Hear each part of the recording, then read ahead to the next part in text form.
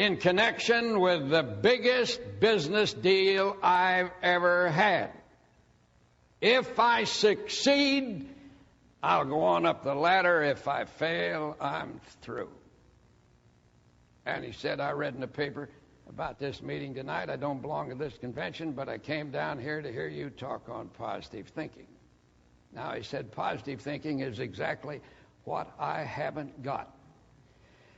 And said he, why is it, tell me, he says, why is it that all my life long, and I'm 40 years old, have I had to be plagued with an inferiority complex, with constant self-doubt, with feelings of inadequacy? Now, I just know I cannot put this deal over tomorrow. I'm sure of it. And I am so distressed I don't know what to do. Please help me. Well, I said in the first place, relax. If you put it over tomorrow, that's great. If you don't, then there's always another day. And I said, for you to sit here and tell me categorically that you know you can't put it over is to, in effect, affirm your inability, and you are bound to fail. But he said, I've always had an inferiority complex. I said, I know. I'm no psychiatrist, and even if I were, I couldn't give you a treatment in the few minutes that we have at our disposal. You need scientific counseling to find out what are the sources of your lack of faith in yourself. That'll have to come later.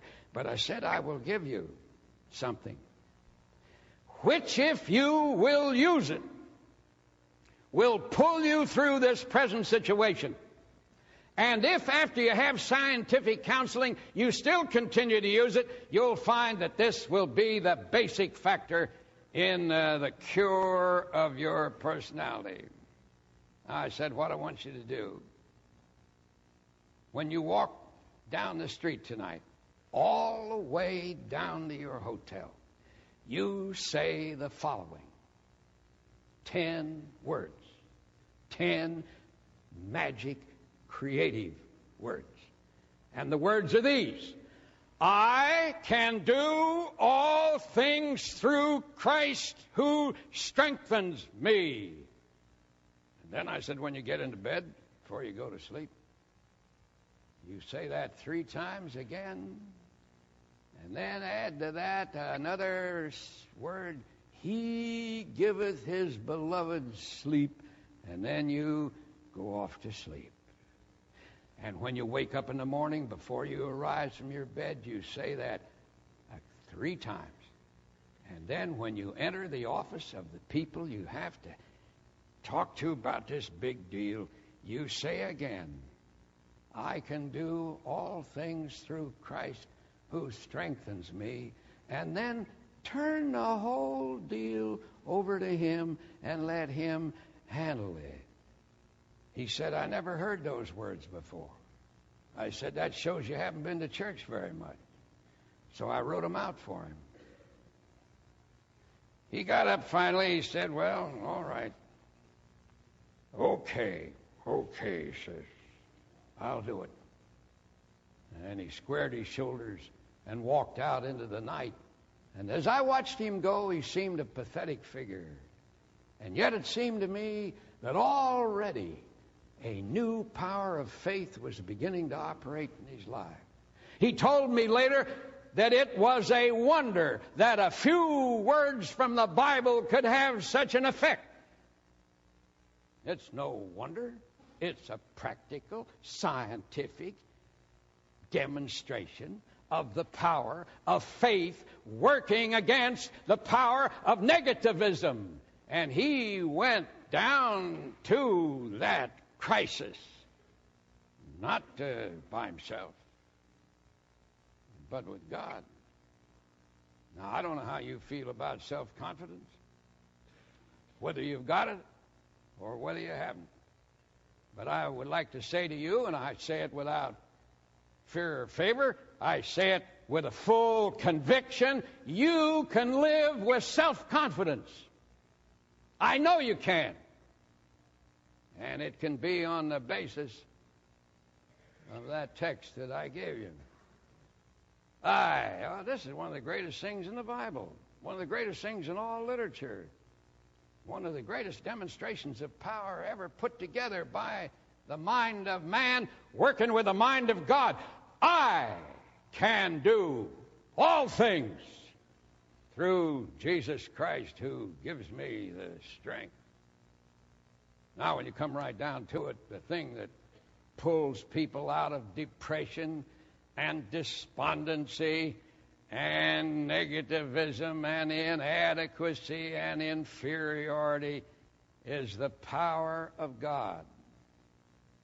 Now, we live in a generation of power. You see demonstrations of power everywhere. Man has manipulated the resources of the universe so that he can handle power. But there's never been a power, and I doubt if there ever will be, a power equal to the power of God when it really gets to operating in human beings. Now, I have here in my hand a letter written to me by a young man in this congregation. He may even be here. He gave me permission to use this illustration because he says this might help somebody else.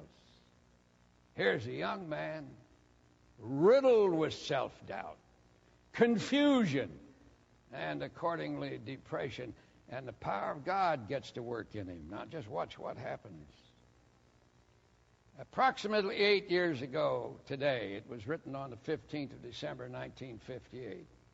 At 17 years of age, I was desperately struggling from a miserable depression, unable to express my feelings and growing more and more withdrawn each day, when I happened to stumble onto your book, A Guide to Confident Living. Now, I feel embarrassed about this book business, but in order to carry the story, you can't be super modest. Anyway, if I can sell a few books, well, so what? Anyway, he said, I stumbled onto your book, A Guide to Confident Living, on my father's dresser in his bedroom. I opened the book and turned to the forwarding pages where you said, no matter what situation you are in, your life can be a great success. You do not need to be defeated by anything. Dr. Peel, those words were a great comfort to me then and gave me the greatest uplifting feeling I'd had in months.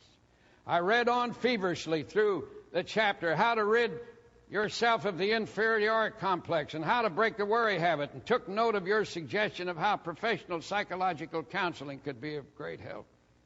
I spent the rest of the evening reading your book cover to cover.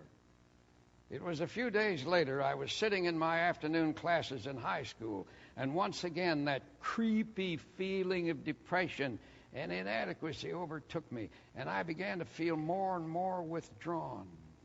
I stood up, walked out of the classroom, got to my car, drove home, and trudged into my living room. Almost speechless, I sat gloomily, feeling no hope for my life, when my mother came down the stairs and spotted me lying wearily on the couch. I could hold my tears no longer, and I burst out crying into my mother's arms. Up until that time, I had confided to no one in my life, not even my brother, about how life had suddenly turned in on me. I felt no one would understand me and that I was going insane.